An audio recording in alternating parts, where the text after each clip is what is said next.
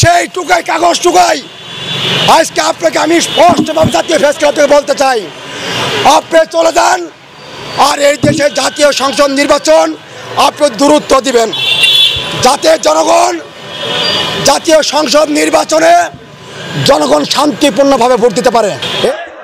এদেশের 28 লক্ষ কোটি টাকা বিদেশে পাচার করছে কারা? একজন রিক্সাওয়ালা করেনি, একজন ঠেলাওয়ালা না। এদেশের টাকা লুটপাট করছে যারা সবচেয়ে বড় বড় শিক্ষিত, সবচেয়ে বড় বড় সব ডক্টরেট।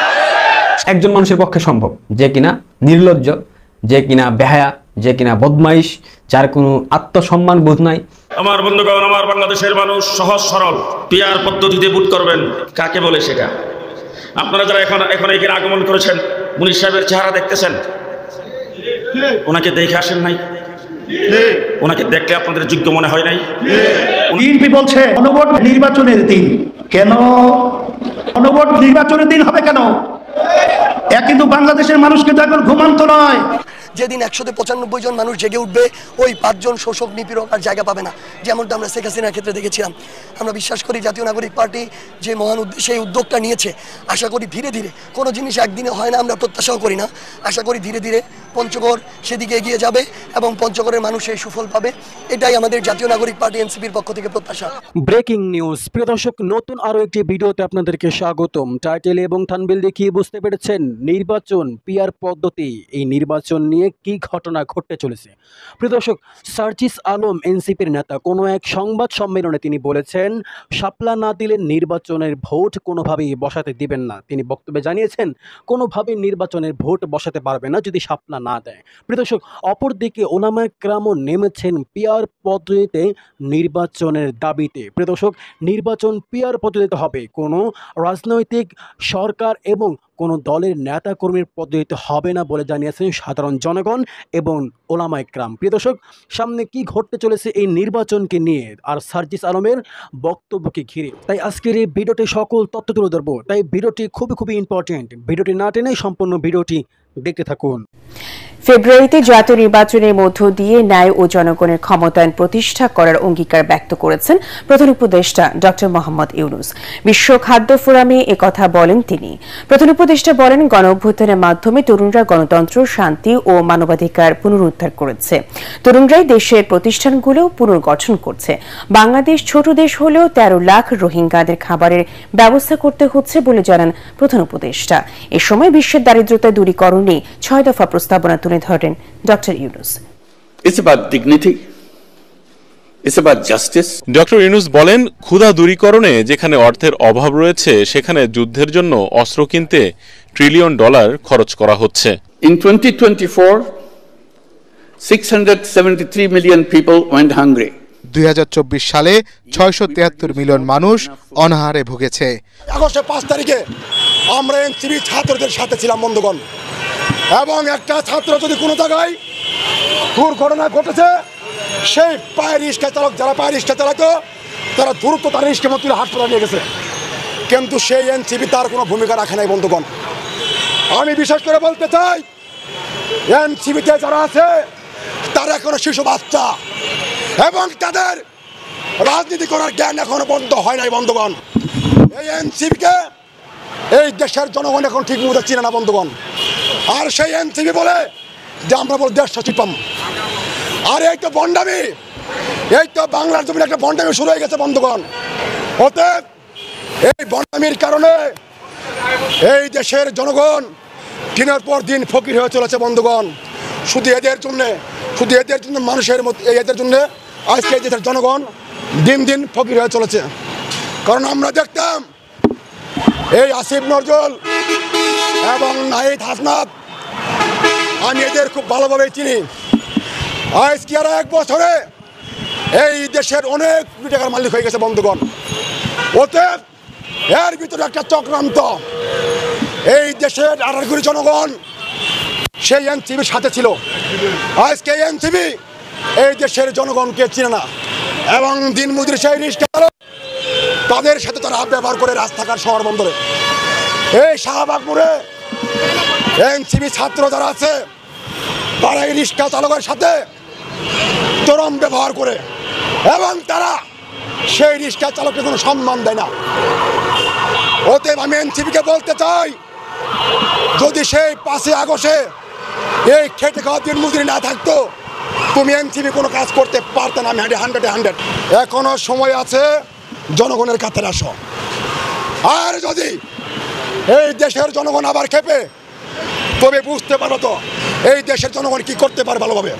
গণতান্ত্রিক ধারায় বাংলাদেশে যে আমরা একটি স্বচ্ছ নির্বাচনের প্রত্যাশা করছি, সেই নির্বাচনে রাজনৈতিক দল হিসেবে এনসিপির অংশগ্রহণের জন্য যে বিষয়টি অত্যন্ত গুরুত্বপূর্ণ, সেটি হচ্ছে সাংগঠনিকভাবে এনসিপিকে শক্তিশালী হিসেবে দাঁড় করানো।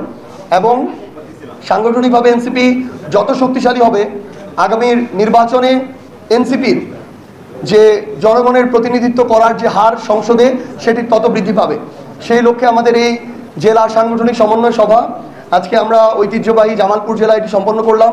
এর পরবর্তীতে বিকালে আমরা শেরপুর জেলায় যাচ্ছি এবং আগামীকাল ময়মনসিংহ বিভাগের অন্য দুটি জেলা নেত্রকোনা এবং ময়মনসিংহ, সেখানে আমাদের এই সাংগঠনিক সভা হবে। আমরা আশা করছি খুব দ্রুততম সময়ের মধ্যে আমাদের এই সাংগঠনিক স্ট্রাকচারগুলো তৈরির মধ্য দিয়ে এনসিপি তাদের যে সাংগঠনিক শক্তিমত্তার জায়গা, সেটি সর্বোচ্চ বৃদ্ধি করে আগামীতে আমাদের যে সংসদীয় নির্বাচন হবে, সেখানে এনসিপি বাংলাদেশের শক্তিশালী দুটি রাজনৈতিক দলের মধ্যে একটি হিসেবে অংশগ্রহণ করবে। নির্বাচন কমিশনকে একটা স্বৈরাচার কমিশন হিসেবে আবার আমরা দেখতে পাচ্ছি। যদি শাপলা না দেয়, আমাদের নির্বাচন কমিশনের আমাদের নিবন্ধনের কোনো প্রয়োজন নেই। একজন মানুষের পক্ষে সম্ভব যে কিনা নির্লজ্জ, যে কিনা বেহায়া, যে কিনা বদমাইশ, যার কোনো আত্মসম্মান বোধ নাই, যার মধ্যে কোনো পরিমিতি বোধ নাই, যে কিনা একাধারে মিথ্যা কথা বলতে পারে, মানে প্যাথোলজিক্যাল লায়ার, তাকে কি বলা চলে? শয়তান। এবং বাংলাদেশের ইতিহাসে স্বাধীনতার পর একটা শয়তান বাঙালি পেয়েছে, সেটা ডক্টর ইউনূস। এই লোকটা এতটা বেহায়া, একটা মানুষের বয়স 90 বছর, এই বয়সে মানুষ সৃষ্টিকর্তার নাম জপে, যে যে ধর্মের হয় সেই ধর্মের, কিন্তু এই ভণ্ড, এ আদৌ মুসলিম, ইহুদি, খ্রিস্টান, সনাতনী আমরা জানি না। যতটুকু জানি সে সমকামী। দর্শক, ভোট এগিয়ে আসছে। ভোট যতই এগিয়ে আসছে ততই ভোটের সমীকরণ নিয়েও আলোচনা হচ্ছে। আগামী ভোটে কি অবস্থা হবে, আগামী ভোটে আওয়ামী লীগ অংশগ্রহণ করবে কি করবে না, এই আলোচনা যেমন রয়েছে। যদি তারা না করে, তাহলে বিএনপি এবং জামাত, সাথে এনসিপি সহ অন্যান্য দলগুলোর কি অবস্থা হবে, তারা ভোটে আগামী নির্বাচনে কত পার্সেন্ট ভোট পাবে, কত পার্সেন্ট জনগণ তাদেরকে সমর্থন করবে, এই ব্যাপারগুলো নিয়ে আলোচনা হচ্ছে। এবং সেই আলোচনার মধ্যেই আরেকটি জরিপ সামনে এসেছে। এই জরিপটা প্রকাশ করা হয়েছে। জরিপে যেটা দেখা যাচ্ছে, বিভাগ ওয়ারি একটা জরিপ তৈরি করা হয়েছে। সেই জরিপে বাংলাদেশে 9টি বিভাগের মধ্যে জরিপ বলছে 7টি বিভাগে বিএনপির আধিপত্য, একটি বিভাগে জামাতের আধিপত্য এবং একটি বিভাগে আওয়ামী লীগের আধিপত্য। কিন্তু জরিপ নিয়ে যথেষ্ট বিতর্কেরও সুযোগ রয়েছে। এই জরিপে কি উঠে আসলো, কত পার্সেন্ট লোক বিএনপি, জামাত, আওয়ামী লীগ কিংবা এনসিপিকে সমর্থন করলো, সেটা একটু বোঝার চেষ্টা করব। এবং সেই জরিপে কোন কোন জায়গাগুলো একটু গলদ মনে হচ্ছে, সেগুলো বোঝার চেষ্টা করব। দর্শক, বলছিলাম ভোট আসছে, ভোটে জোটের ইকুয়েশন চলছে। ভোটে যখন জোটের ইকুয়েশন চলছে, তখন ভোটে কে কত জনসমর্থন, কার কতটা রয়েছে, সেগুলো নিয়ে আলোচনা হচ্ছে। এরই মাঝে আরেকটি জরিপ সামনে এসেছে এবং সেই জরিপের রেজাল্টে যেটা বলা হচ্ছে, দেশ টিভির শিরোনামটা আপনারা দেখে নিতে পারেন। সেখানে বলা হচ্ছে ভোটারদের পছন্দে এগিয়ে কোন দল উঠে এলো জরিপে।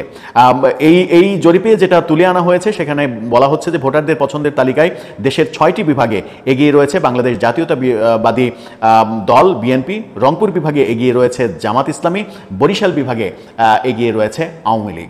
অর্থাৎ আওয়ামী লীগ বরিশালে এখনো এই দুরবস্থার মধ্যেও বরিশাল বিভাগে আওয়ামী লীগের আধিপত্য দেখা যাচ্ছে, রংপুরে জামাতের আধিপত্য দেখা যাচ্ছে, বাকি বিভাগগুলোতে বিএনপির আধিপত্য দেখা যাচ্ছে। প্রিয় দর্শক, এতক্ষণ পর্যন্ত আমাদের ভিডিওটি ধৈর্য ধারণ করে দেখার জন্য আপনাদেরকে অসংখ্য অসংখ্য ধন্যবাদ। প্রিয় দর্শক, আসলে কি ঘটতে চলেছে বাংলাদেশের মধ্যে, ফেব্রুয়ারিতে নির্বাচন এখনও আসেনি। নির্বাচন না আসাতেই এখন পর্যন্ত কি ঘটতে চলেছে বাংলাদেশের মধ্যে। শিক্ষকের উপর এবার হামলা চলছে রাজপথে। প্রিয় দর্শক, সামনে কি ঘটতে পারে, এই দেশ কে চালাতে পারে? এতটা নির্মম অত্যাচার, নিরীহ মানুষদেরকে অত্যাচার, ও শিক্ষক, টিচার, ছাত্র, স্টুডেন্ট সব ভিন্ন রকম হয়ে গেছে। কেউ কাউকে সম্মান করছে না। প্রিয় দর্শক, পুলিশ, সেনাবাহিনী, তাদেরকেও গুম করা হচ্ছে। যারা তাদেরকে গুম করা হয়েছে তাদের অনেকের মধ্যে খুঁজে পাওয়া হয়েছে, আবার অনেকের মধ্যে পাওয়া যায়নি। 25 জনের মধ্য থেকে মাত্র 15 জন পুলিশ হেফাজতে রাখা হয়েছে, আর 10 জন সেনাবাহিনী কর্মকর্তা তারা কোথায় আছেন তা নিয়ে অনেক তদন্ত চলছে। প্রিয় দর্শক, সামনে কি ঘটতে চলেছে, এখনও তো নির্বাচন শুরু হয়নি। প্রিয় দর্শক, সার্জিস আলম এনসিপির নেতা তিনি কি বললেন, শাপলা না দিলে কোনোভাবেই তারা নির্বাচন করতে দিবে না।